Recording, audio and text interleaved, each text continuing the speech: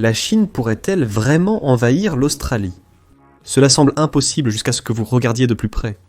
Les relations Australie-Chine sont tendues depuis des années.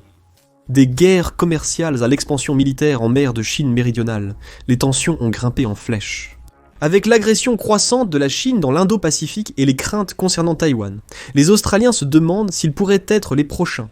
Les experts préviennent que l'Australie pourrait être impliquée dans une guerre entre les États-Unis et la Chine, ou même être directement menacée par Pékin. Ce n'est pas que de la paranoïa. La Chine a la main-d'œuvre, la puissance de feu et la motivation pour réécrire l'équilibre des pouvoirs dans la région. Alors, une invasion de l'Australie est-elle sur la table? Le pays d'en bas pourrait-il réellement tenir tête à l'énorme machine militaire chinoise? Pour saisir les risques, examinons les origines.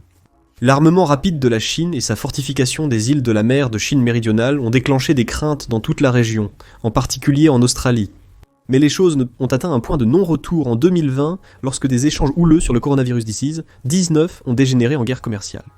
La Chine a visé l'agriculture et la sidérurgie australienne pour tenter de soumettre le pays. Mais l'Australie n'a pas cédé. Au contraire, elle a commencé à renforcer ses défenses, sachant que son alliance avec les États-Unis l'entraînerait inévitablement dans tout conflit avec la Chine. Et Taïwan est le point de conflit le plus important. Ross Babbage, expert en défense, prévient que l'Australie a une chance sur 2 d'être impliquée dans un conflit entre la Chine et les États-Unis. Guerre sur Taïwan dans les 5 prochaines années. Xi Jinping est désespéré de prendre l'île. Il le voit comme central à son héritage. Bien qu'il prétende préférer une réunification pacifique, son renforcement militaire autour de Taïwan suggère le contraire. Si la Chine envahit Taïwan, il est inconcevable que l'Australie ne se joigne pas au combat. Mais cette décision est risquée. La Chine pourrait viser non seulement les bases militaires australiennes, mais aussi l'infrastructure civile, lancer des cyberattaques et activer des cellules dormantes pour semer le chaos dans le pays. Mais qu'en est-il d'une invasion totale? Certains politiciens australiens ont exprimé cette préoccupation. Et bien que cela puisse paraître extrême, l'idée n'est pas totalement exclue. Sans le soutien des États-Unis, l'Australie aurait d'énormes difficultés à se défendre contre une grande puissance comme la Chine. Examinons ce que disent les experts, et ce que l'histoire nous apprend sur la capacité de l'Australie à résister à une attaque. Kim Beazley, ancien leader du Parti travailliste australien et actuel président du Mémorial de guerre australien, a averti que le pays était trop dépendant des États-Unis pour sa sécurité nationale. Il a également averti que la Chine serait sous pression d'ici 2027 pour envahir Taïwan, en raison d'un niveau de désespoir qui s'installe. Babbage et Beazley ont tous deux déploré que l'armée australienne ait été laissée à l'abandon après la fin de la guerre froide, et que les gouvernements successifs des deux grands partis ne lui aient pas donné les ressources nécessaires pour maintenir sa préparation. Une invasion de l'Australie serait néanmoins un défi redoutable. Les Japonais ont mené des raids aériens sur le nord de l'Australie à l'apogée de leur puissance pendant la Seconde Guerre mondiale. Pourtant, ils n'ont jamais tenté d'envahir réellement le pays. Ils avaient peu à gagner en le faisant. Le continent insulaire était trop grand, et la capitale Canberra se trouve dans le sud-est, à des milliers de kilomètres de tout site d'invasion potentiel. Ces faits demeurent d'actualité. Une invasion majeure pour contrôler l'ensemble de l'Australie est inconcevable. Il s'agit d'un usage irrationnel de la force militaire. Le nord de l'Australie pourrait-il être menacé? Il y a une valeur stratégique à contrôler ces régions en cas de guerre. Une opération réussie permettrait à la Chine d'exploiter des voies navigables alternatives au détroit de Malacca. Les dirigeants chinois redoutent depuis longtemps la dépendance de leur pays envers l'expédition provenant de ce point de strangulation, facile à fermer en cas de guerre. Ils appellent en cette réalité leur dilemme de Malacca. Les efforts pour créer des routes alternatives depuis le golfe Persique, puis par voie terrestre à travers le Pakistan via l'initiative de la ceinture et de la route, n'ont pas été concluants. Les efforts pour utiliser les routes terrestres via l'extrême-orient russe n'ont pas réussi à égaler le volume commercial passant par le détroit de Malacca. Une influence accrue dans le nord de l'Australie pourrait ouvrir des routes alternatives via les détroits indonésiens existants, comme Sunda ou Lombok, évitant le détroit de Malacca, tout en rejoignant la mer de Chine méridionale, où l'influence chinoise ne cesse de croître. L'Australie occidentale possède de nombreuses mines riches en ressources convoitées par la Chine. Ces ressources incluent le minerai de fer, les terres rares, les hydrocarbures et les diamants. Étant donné que la Chine importe beaucoup de ces ressources, ces mines seraient un prix alléchant si la Chine parvenait à les conquérir. Alors imaginons que la Chine, craignant un blocus du détroit de Malacca, en réponse à ses provocations autour de Taïwan, décide de mettre en œuvre une opération militaire contre le nord de l'Australie pour sécuriser des voies de navigation alternatives dans le cadre de la guerre longue et épuisante que Babbage croit qu'elle est prête à mener. Sur le papier, Les choses ne s'annoncent pas bien pour l'Australie. L'armée chinoise éclipse celle de l'Australie. Les forces armées de l'Australie comprennent environ 58 000 personnels en service actif répartis entre l'armée, la marine et l'armée de l'air. La Chine compte environ 2 millions de personnels actifs dans son armée, sa marine et son armée de l'air. De plus, la Chine maintient une grande force de réserve d'environ 510 000 soldats. L'Australie est également en grave désavantage en termes de nombre de navires et d'avions. La marine chinoise compte 427 flottes, avec 14 de plus en commande au 25 juillet 2024 selon le répertoire mondial des navires de guerre militaires modernes. L'Australie compte seulement 36 en service, malgré 15 autres en commande. En termes d'avions militaires totaux, la Chine compte environ 3377 à travers son armée de l'air, sa marine et ses autres branches, selon le répertoire mondial des avions militaires modernes. En comparaison, l'Australie possède 447 avions, répartis entre ses forces terrestres, navales et aériennes. La conclusion est inévitable. Sans l'aide américaine, l'Australie serait dépassée et surpassée lors d'une confrontation conventionnelle avec l'armée chinoise, toutes choses égales par ailleurs. Mais comme nous l'avons constaté lors de l'invasion russe de l'Ukraine, les choses sont rarement égales. Les guerres ne se gagnent pas sur le papier, l'Ukraine en est la preuve. Malgré une grande disparité en termes de main-d'œuvre et de puissance de feu, l'Ukraine n'a pas été conquise facilement, et la guerre se poursuit près de 3 ans plus tard. L'un des problèmes de la Russie a été son incapacité à projeter sa puissance sur les distances requises pour soumettre l'Ukraine, le 2e plus grand pays d'Europe. Un mauvais transport et une logistique défaillante ont nui à l'efficacité russe lors des premiers mois de la guerre, période de ses plus grandes avancées territoriales. C'était embarrassant car l'Ukraine est si proche de la Russie. La Chine aurait un défi bien plus grand. Malgré la militarisation des îles en mer de Chine méridionale par la Chine, celles-ci sont trop petites pour servir de base adéquate à une invasion de l'Australie. La Chine devrait se mobiliser depuis l'île de Hainan, sans avoir l'effet de surprise. Henan est à 2700 miles de Darwin, la ville que les Japonais ont autrefois attaquée. L'armée chinoise a obtenu des armes beaucoup plus puissantes grâce à son renforcement militaire, mais sa capacité logistique n'a pas progressé de la même manière. La Chine possède un avion de transport militaire de qualité, capable de transporter l'équipement nécessaire pour mener une invasion. Il s'agit du Xi'an Y-20, qui a une portée d'environ 4850 miles. C'est plus que suffisant pour amener des troupes et du matériel en Australie, si tout se passe bien. Mais la Chine n'en a que 67. La Chine aura probablement entre 100 et 125 millilivins d'ici 2030, et cela aiderait. Mais il y a un autre problème, plus grand. La Chine manque d'avions-citernes.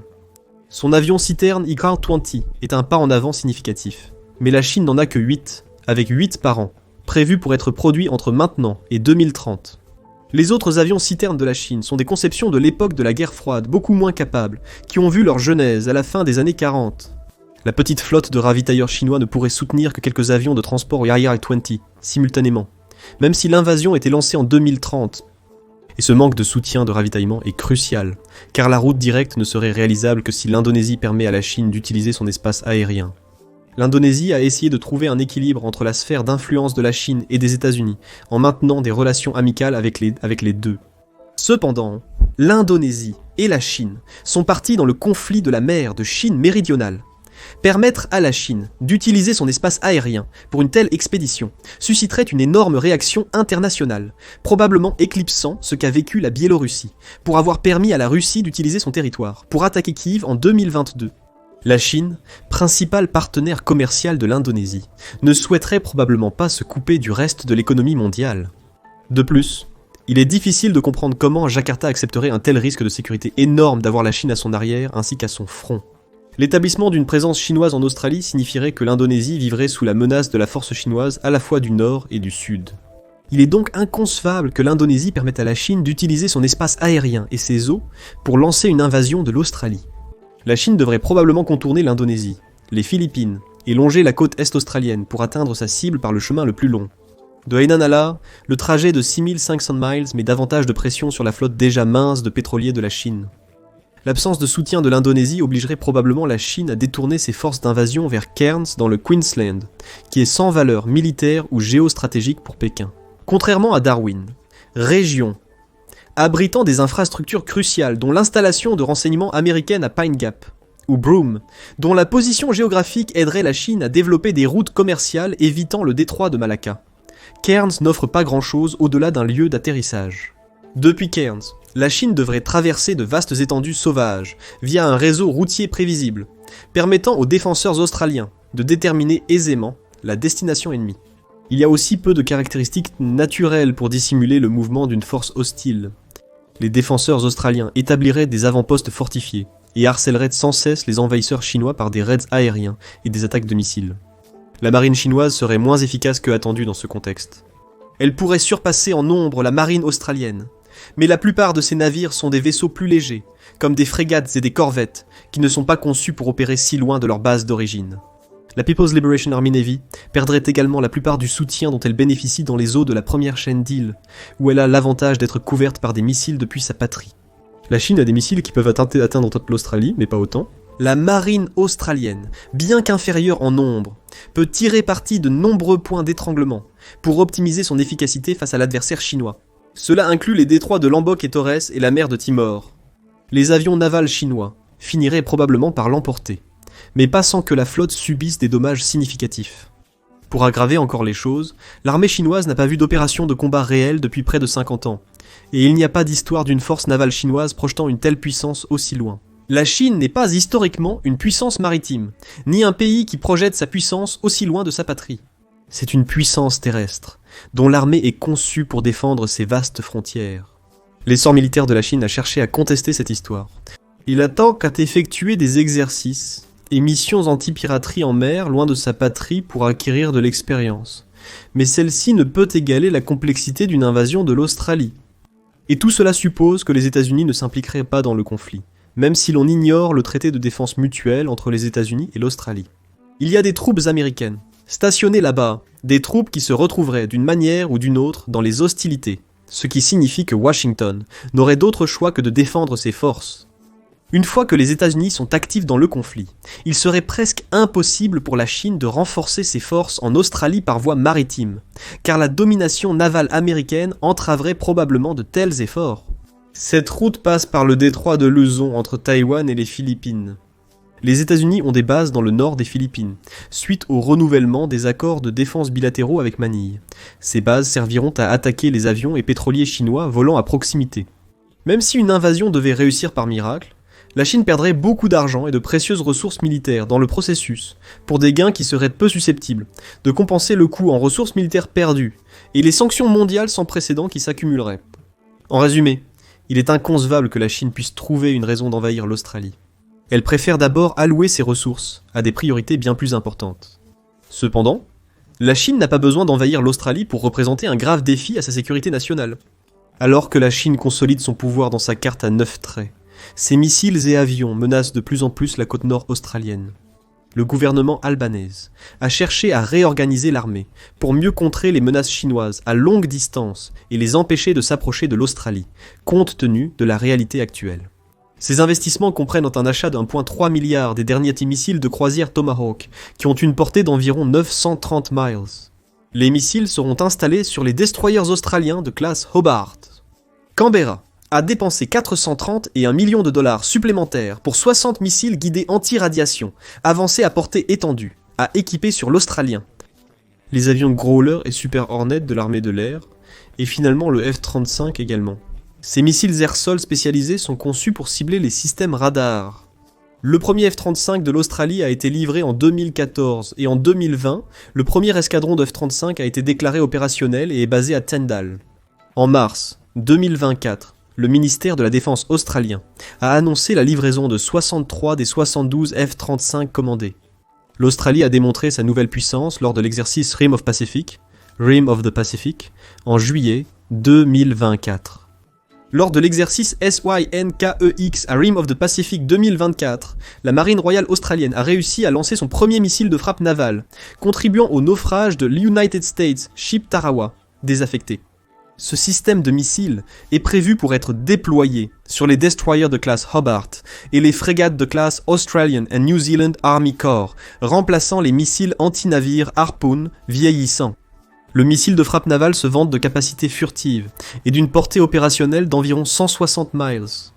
De plus, l'Australie investit dans des moyens de dissuasion comme le système de missiles terrestres High Mobility Artillery Rocket System, qu'elle prévoit de déployer d'ici 2026 ou 2027, équipé du nouveau missile de frappe de précision, le High Mobility Artillery Rocket System a une portée de 310 miles. Le High Mobility Artillery Rocket System a l'avantage de tirer sa charge utile et de disparaître avant toute riposte, à la différence d'un navire équipé de missiles Tomahawk et de frappes navales dans lesquelles l'Australie investit. La Marine royale australienne et l'armée de l'air sont prioritaires dans ces nouveaux investissements, car tout conflit impliquant la Chine se déroulerait principalement en mer et dans les cieux, plutôt que sur terre. Malgré tout, Babbage affirme que cela ne suffit pas. Selon lui, le budget du gouvernement albanais ne traduit pas l'urgence de la situation actuelle. Babbage n'est pas seul dans sa critique. Malgré la démonstration de force à Rim of the Pacific, de nombreux critiques australiens l'ont jugée insuffisante. Le Her Majesty's Australian Ship Sydney, un avion P-8 à Poseidon de la Royal Australian Air Force et 320 troupes ont été envoyés à Hawaï pour participer, un total qui représentait moins de 2% des 25 000 participants du monde entier. La marine et l'armée de l'air chinoise continuent de se renforcer. Un autre porte-avions est en route, et ces sous-marins plus récents et plus silencieux dans les années 2030 rendront la situation plus difficile pour l'Australie. La Chine continue de construire davantage d'avions J-20 et pourrait en avoir 1000 d'ici les années 2030. Plus la Chine accumule de pouvoir en mer de Chine méridionale, plus l'Australie devra dépenser pour défendre sa côte nord. Mais Taïwan reste la zone de danger la plus réaliste, et le public australien semble de plus en plus conscient de la nécessité de défendre Taïwan. Selon un sondage de juin 2023, malgré l'opposition majoritaire à l'envoi de troupes à Taïwan en cas de conflit, 64% des personnes interrogées soutiendraient l'envoi d'armes et de fournitures. 61% soutiendraient l'emploi de la marine australienne pour empêcher la Chine de bloquer Taïwan, un scénario que Pékin a répété ces dernières années. Si Taïwan tombe sous le contrôle chinois, il est probable que les pays de la mer de Chine méridionale méfiants envers la Chine et amis des États-Unis et de l'Australie seraient contraints de s'aligner avec elle par peur, y compris l'Indonésie, la clé du nord de l'Australie. Ainsi, l'Australie serait probablement contrainte de défendre Taïwan, malgré l'absence d'obligations conventionnelles. Xi Jinping vise à achever la prise de contrôle de Taïwan d'ici 2049, le centenaire de la fondation de la République populaire de Chine, mais la réalité exigera probablement un calendrier plus accéléré. La croissance économique chinoise ralentit. Ses ennemis, y compris l'Australie, sont de mieux en mieux armés. Surtout, au milieu du siècle, les problèmes démographiques de la Chine l'obligeront à se tourner vers l'intérieur. Plus d'argent devra être dépensé pour prendre soin de sa population de plus en plus âgée et moins pour son armée. Face à ces réalités, les dirigeants chinois pourraient ressentir le besoin d'agir plus tôt que tard. Pensez-vous que l'Australie est prête pour une guerre avec la Chine dans un avenir proche ? Sinon, quelles autres mesures doit-elle prendre pour être suffisamment prête pour ce qui sera probablement la période la plus dangereuse de la politique indo-pacifique ? N'oubliez pas de nous le faire savoir dans les commentaires. De plus, n'oubliez pas de cliquer sur le bouton j'aime et de vous abonner pour plus d'analyses militaires de la part d'experts militaires. Allez maintenant vérifier que l'Inde en a assez de la Chine, sortez du Bhoutan, ou cliquez plutôt sur cette autre vidéo.